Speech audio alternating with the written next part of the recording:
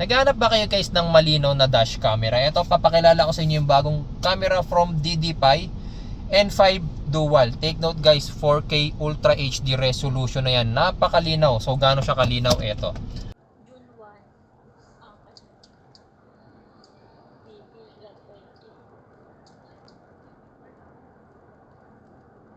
Siya nga pala, ang DDPI N5 Dual na to is pwede nyong i-view gamit yung app. Tapos yung inyong cellphone, ito makikita nyo yung real-time viewing niya. Ayan. So kung ano yung nakikita nyo sa labas, ayun, pakita mo. Ayan. Ito rin yung makikita nyo ngayon dito sa ating cellphone. Tapos hindi lang yung harap, syempre meron ding rear camera yan. Pindutin nyo lang to, tapos makikita nyo ngayon yung likod ng ating sasakyan. Ayan o. Napakalinaw niya guys, napakaganda. So kung nagtataka kayo gaano kalaki ang camera na to, ito siya. Maliit lang siya, hindi siya nakakaharang sa ating windshield, sa ating vision. So para sa full review ng ating bagong dash camera na to mga bossing, panoorin niyo yung ating video. Tapos sa mga magtatanong saan makakabili na to, ilalagay ko yung product link sa video description at saka sa pinned comments. Siyempre bago ang lahat guys, unboxing muna tayo para makita ninyo yung laman nitong ating DDPI N5 Dual.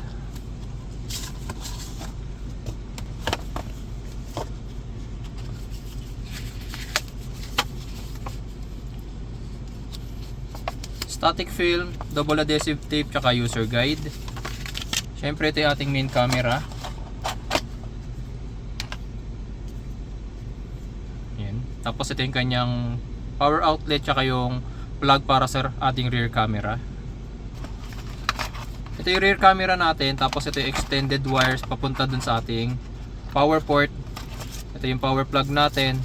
Tapos ito naman yung extension ng camera natin. Tapos meron na rin siyang kasamang pry tool. Ang installation naman guys, I wouldn't recommend na ikakabit nyo sa direkta na ganyan. Meron naman kasamang static film. Ito muna yung ikakabit ninyo.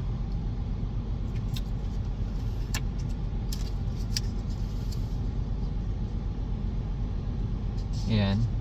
Kumakapit naman guys ang mga static film. Ayan o. Kapit na kapit sila. Tapos dito nyo naman ikakabit ngayon yung dashcam. Tatanggalin nyo lang yung kanyang double adhesive tape. Ayan. Okay. Ngayon naman guys, since na-install na natin siya, para ma-connect natin siya sa ating cellphone, kailangan nyo muna sa settings. Ito. Then Wi-Fi. Tapos search nyo siya sa mga Wi-Fi connections ninyo. Ayan. Makikita nyo yun, DDPI N5 Dual. Pindutin nyo lang yan. Tapos manghihiya ng password, usually 12345678990 ang password niyan. Default password yan, kaya na bahala magbago. Tapos ayan, connecting na siya. And then connected na. Okay? Ngayon, download nyo na rin yung app niya. Ako syempre, dati na akong users ng DDPI. So meron na akong app niya. Pipindutin nyo lang yan. Tapos open nyo yung ating app. Okay? Tapos device, dito kayo sa plus sign na to. Ito yung mga different devices na nagamit ko na sa DDPI. Nagkaroon na ako ng N1, ng Z50, tsaka ng N3 Pro. So ito naman is N5 natin. So i-add natin siya ngayon. Okay, so ito na siya. Ayan. So this is the how it looks kapag first time nyo siyang ma-install sa inyong sasakyan. So ito na. Ito na. Nakikita nyo, pakita mo muna yung ating labas. Ayan. So kung ano yung nakikita ninyo sa labas, yun na rin yung syempre nakikita natin dito sa ating phone. Ayan. Pwede nating i-full screen. Ayan. Front camera yan. Pero syempre meron din tong rear camera. Ayan. Yun yung ating rear camera. Nakikita nyo ngayon yung likod ng ating sasakyan. Diba?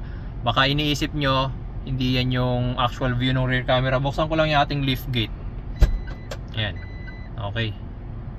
Okay, so sarado natin ulit yung ating lift gate.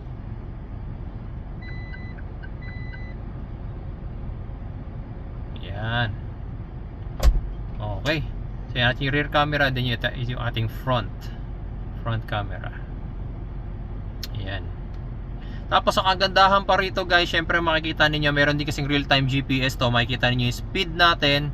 Tapos yung ating compass. Ayan. Okay, tapos syempre time stamp na rin yan. Tapos kung anong klase ng date stamp na rin, tsaka anong klase ng camera yung ginagamit natin.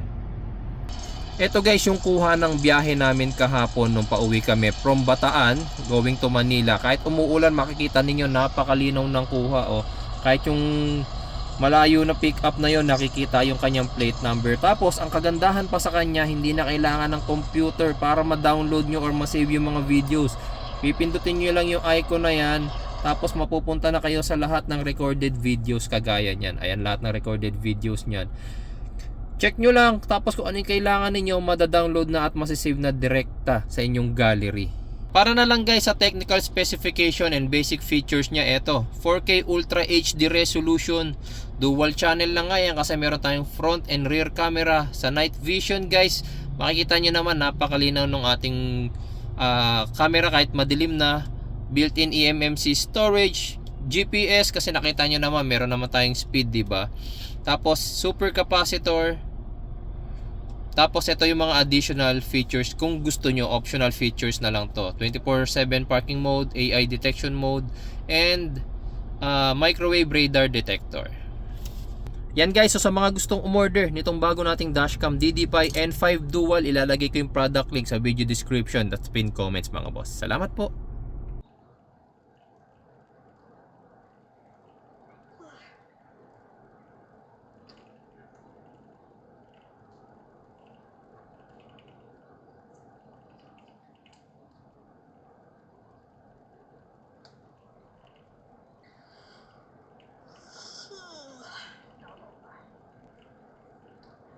Nakaka-traffic tuloy yung ganun palisiya. Yeah. Ganun din.